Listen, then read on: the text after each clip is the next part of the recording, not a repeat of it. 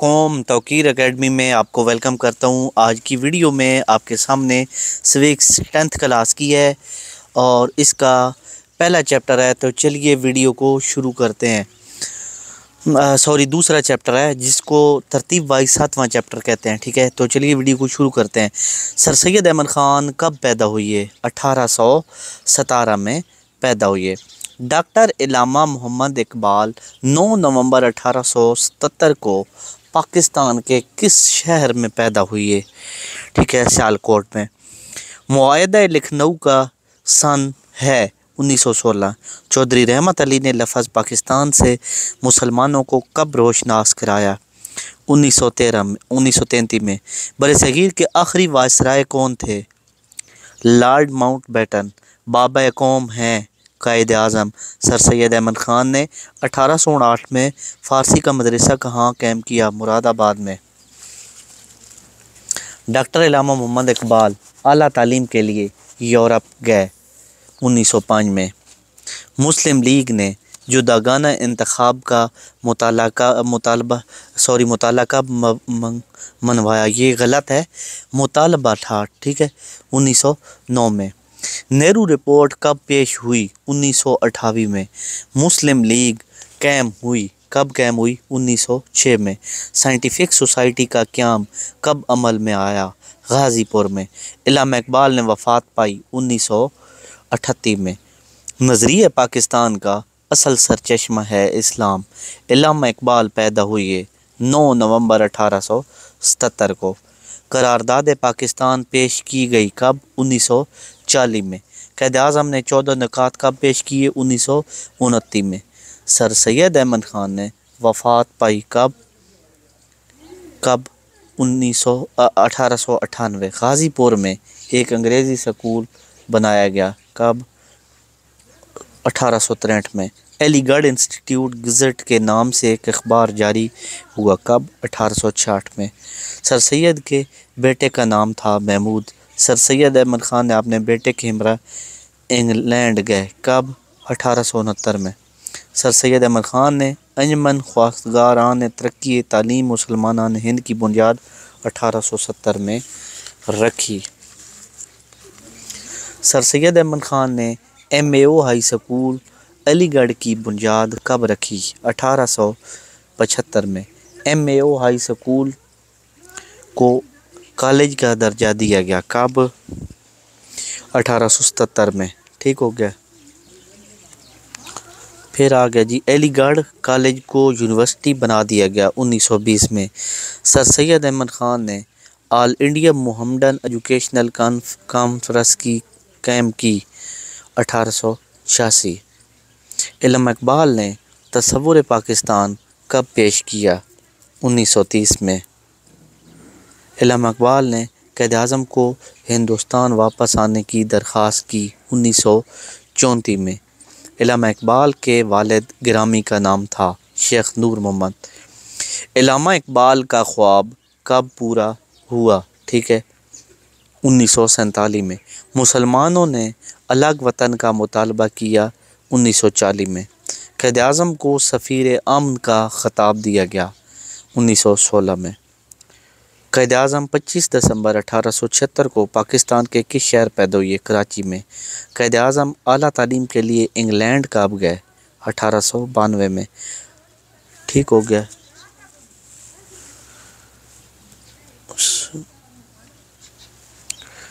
Rowlatt act پاس کیا گیا کب؟ 1919 میں۔ مرکزی اور صوبائی اسمبلیوں کے انتخابات میں مسلمانوں نے کامیابی حاصل کی کب؟ 1945-46 میں۔ برطانوی وزیر اعظم لارڈ ٹیلی نے اعلان کیا کہ برطانیہ ہر صورت میں برصغیر کا اقتدار چھوڑے گا، یعنی برصغیر پاکستان اور انڈیا جب مل کے رہتے تھے تو یہ چھوڑے گا، اقتدار یہاں سے چھوڑے 1948 میں۔ قائد اعظم نے مسلم لیگ میں شمولیت حاصل کی کب؟ شمولیت حاصل کی 1913 میں۔ قرارداد لاہور پاکستان کہاں پیش ہوئی؟ منٹو پارک۔ قائد اعظم نے ڈیش میں مسلم لیگ میں جان ڈال کر مردہ مسلم لیگ میں جان ڈال کر تحریک آزادی کو آگے بڑھایا۔ 1934 ڈیش کی کانگریسی وزارتوں نے مسلمانوں کی زندگی اجیرن کر دی۔ 1937 میں 1937 کی کانگریس نے 1933 میں چودھری رحمت علی نے کون سا پمفلیٹ شائع کیا؟ ناؤ اور نیور، یعنی ابھی نہیں تو کبھی نہیں۔ قائد اعظم کو کس سال مالی مشکلات کا سامنا تھا؟ 1896۔ قائد اعظم نے کب وفات پائی؟ 1948 میں۔ کس رہنما کی تحریک پر آل انڈیا مسلم لیگ قائم ہوئی؟ نواب سلیم اللہ۔ قانونی آزادی ہند منظور ہوا؟ 1947۔ قوت اخوت ہے، یہ کس کا اعلان ہے؟ قائد اعظم کا۔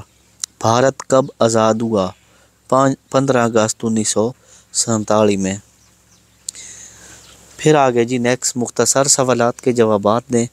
چودھری رحمت علی نے، اب ہم اس کے ساتھ ہی مختصر جوابات بھی کریں گے۔ چودھری رحمت علی نے لفظ پاکستان کیسے ترتیب دیا؟ چودھری رحمت علی نے لفظ پاکستان سے روشناس کرایا، جو پنجاب کے پے، افغانیہ صوبہ سرحد کے الف، کشمیر کے سندھ کے سین اور بلوچستان کے تان پر مشتمل تھا۔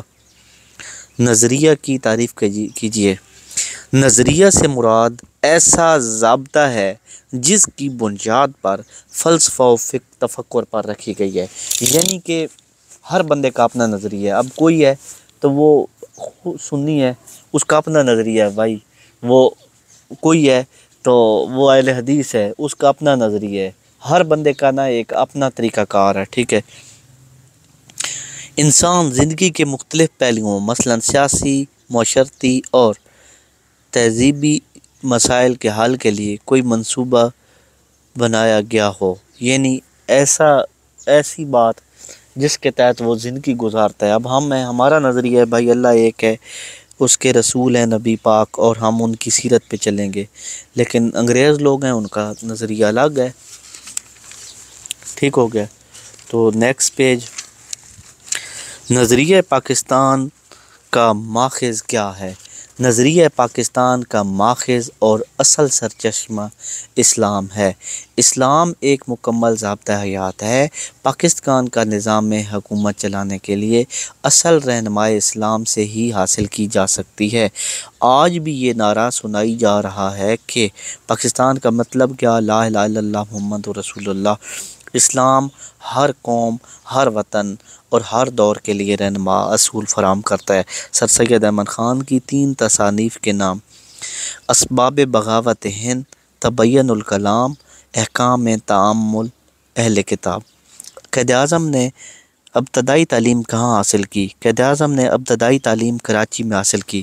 مسلم لیگ بنانے کے 2 مقاصد تحریر کریں: مسلمانوں کے حقوق و مفادات کا تحفظ کرنا اور ان کے مطالبات کو حکومت تک پہنچانا۔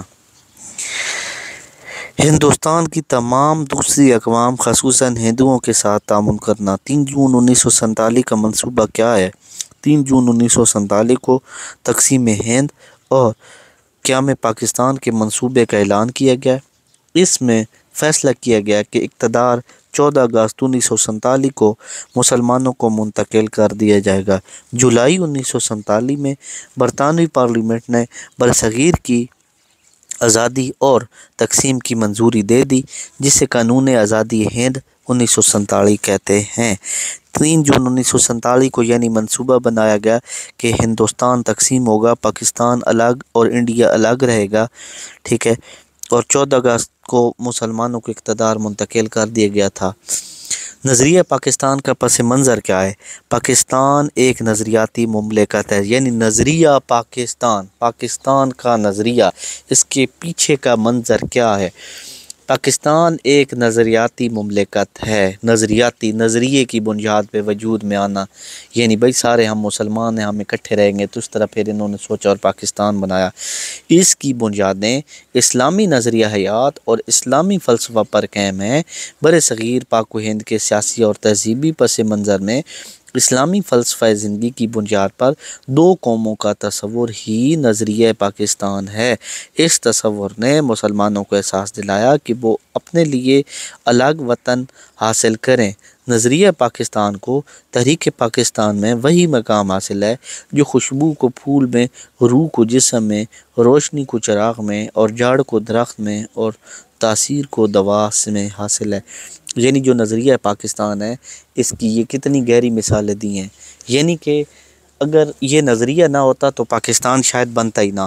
دو قومی نظریہ کیا ہے؟ قائد اعظم نے دو قومی نظریہ پیش کرتے ہوئے فرمایا، ہندوستان اور مسلمان دونوں الگ قومیں ہیں، دونوں مختلف مذہب اور معاشرتی رسومات سے تعلق رکھتی ہیں، نہ وہ آپس میں شادیاں کر سکتے ہیں نہ ہی ساتھ کھانا کھا سکتے ہیں۔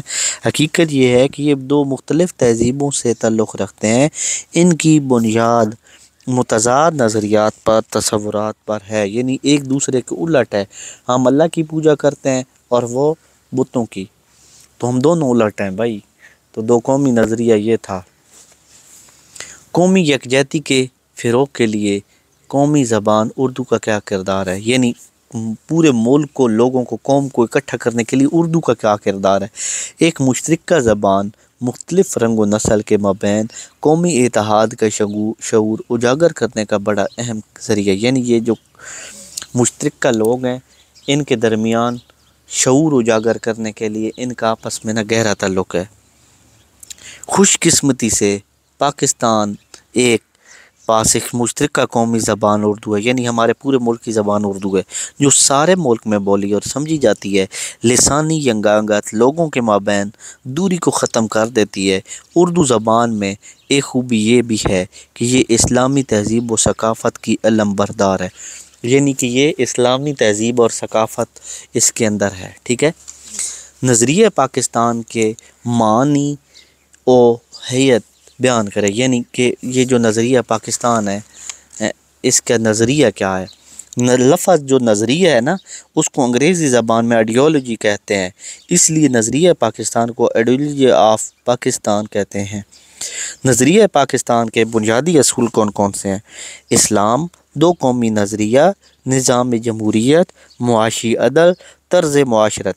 قومی یکجہتی اور ینگانگت سے مراد، قومی یکجہتی اور ینگانگت کا مفہوم کیا ہے؟ قومی یکجہتی اور ینگانگت سے مراد قوم کے مختلف طبقوں اور گروہوں کے درمیان اشتراک عمل اور باہمی تعاون کا پایا جانا ہے، تاکہ ان کے مابین ہمدردی، تعاون، اظہار محبت کے جذبات موجزن ہوں، وہ باہم مل کر ترقی کی راہ پر گامزن ہوں۔ وہ قوم جس میں تعاون و اشتراک نہیں ہوتا، آپس کی نفرت کی وجہ سے تباہ و برباد ہو جاتی ہے۔ قوم استحکام لوگوں میں تعاون و اشتراک کا مرہون منت ہے۔ قومی یکجہتی ایسی قوت ہے جو زبردست مشکلات اور آزمائشوں کے وقت ایک قوم کو ثابت کرتی ہے، اسے کامیابی اور کامرانی سے ہمکنار کرتی ہے۔ قومی یکجہتی اور ینگانگت کا مفہوم یہ ہوتا ہے کہ مثال کے طور پہ ہم سب مسلمان ہیں، ٹھیک ہے۔ اگر کوئی ملک ہم سے لڑائی کرتا ہے تو ہمارا پورا پاکستان یہ نہ سوچے کہ میں سندھی ہوں، بلوچی ہوں، سنی ہوں، شیعہ ہوں، فلانا ہوں، ڈھنگانا ہوں، نہیں، سارے لوگ مل کے ان لوگوں کو جواب دیں، تو یہ کیا ہوگا؟ قومی یکجہتی۔ قومی یکجہتی کے فروغ کے لیے جذبہ حب الوطنی کیوں ضروری ہے؟ وطن سے محبت کرنا، یعنی قومی یکجہتی پورے ملک کے لوگوں کا اکٹھا ہونے کے لیے جذبہ حب الوطنی، وطن سے محبت کا جذبہ کیوں ضروری ہے؟ وطن سے محبت کرنا قومی یکجہتی کے لیے ضروری ہے، یعنی کہ سارے لوگ ملک سے محبت کریں گے تو وہ قوم اکٹھی ہوگی۔ اگر وطن ہے تو ہم سب قومی یکجہتی میں ہوں گے، ٹھیک ہے۔ اگر وطن ہے تو ہم ہیں، اگر وطن نہیں ہے تو ہم نہیں۔ اس لیے ہم نے سینکڑوں سال جدوجہد کی، بے شمار قربانیاں دیں۔ ہمارا فرض ہے کہ ہم اس مملکت خداداد سے محبت کریں اور اس کی حفاظت کریں، یعنی کہ وطن ہے تو ہم سب ہیں۔ نظریہ پاکستان کا مفہوم تحریر کریں۔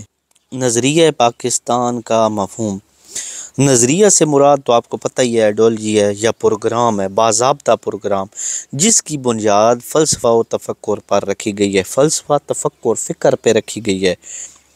انسانی زندگی کے مختلف پہلوؤں مثلاً سیاسی، معاشرتی، تہذیبی مسائل کے حل کے لیے کوئی منصوبہ بنایا گیا ہو، ہم نظریہ کی اس تعریف کو پیش رکھتے ہیں تو ہمیں نظریہ پاکستان کا مفہوم سمجھنے میں آسانی ہو جاتی ہے۔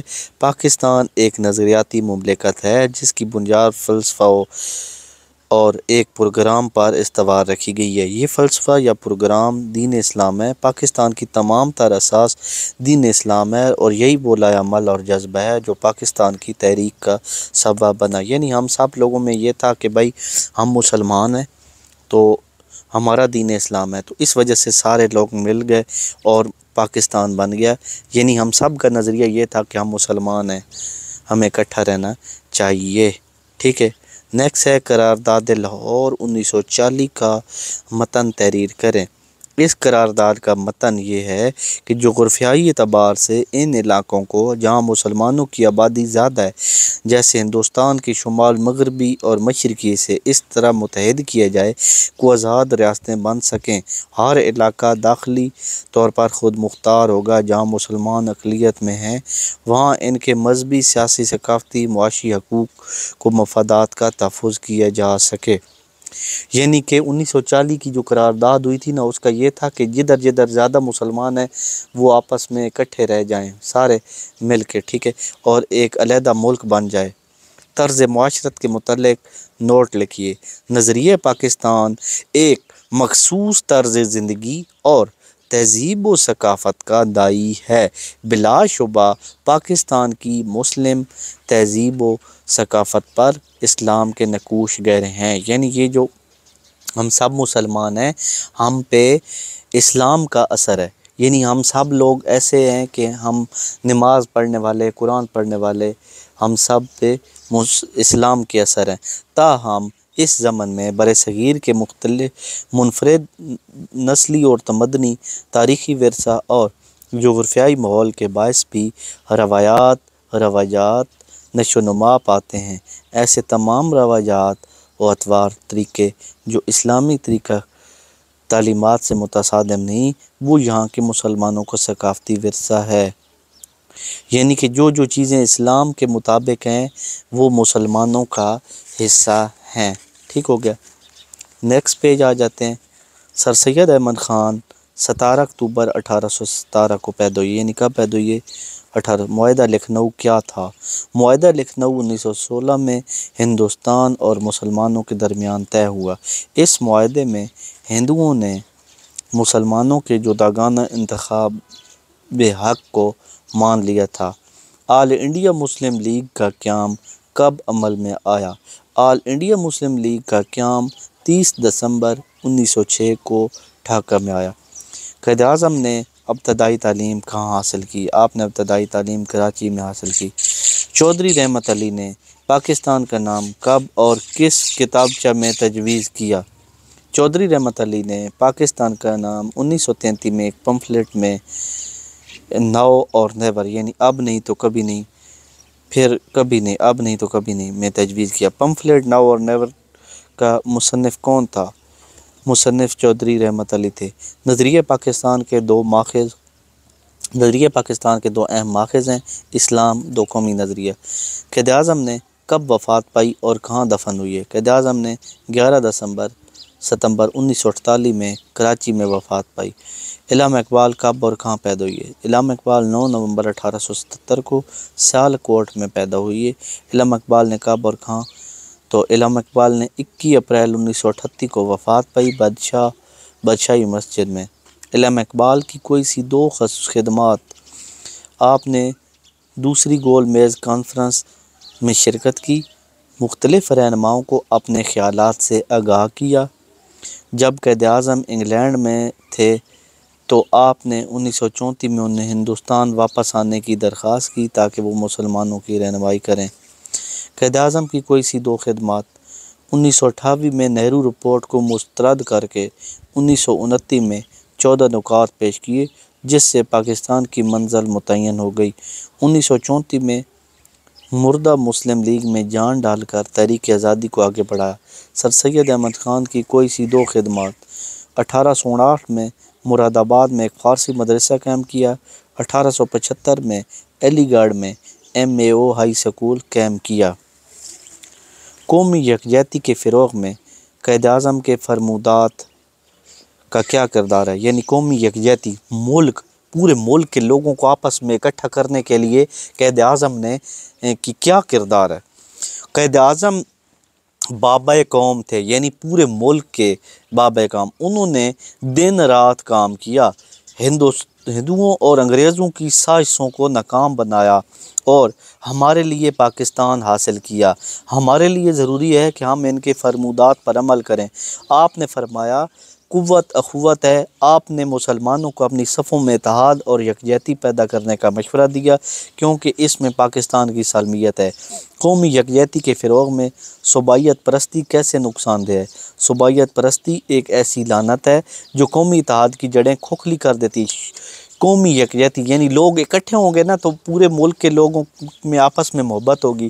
جب لوگ ہی اکٹھے نہیں ہوں گے تو کوئی باہر سے آ کے ان پہ قبضہ کر لے گا۔ صوبائیت پرستی، میں تو سندھی ہوں، میں تو بلوچی ہوں، میں تو پنجابی ہوں، میں تو فلانا ہوں، میں تو ڈھنگانا ہوں، تو ان چیزوں سے کیا ہوتا ہے؟ ملک کھوکھلا ہو جاتا ہے۔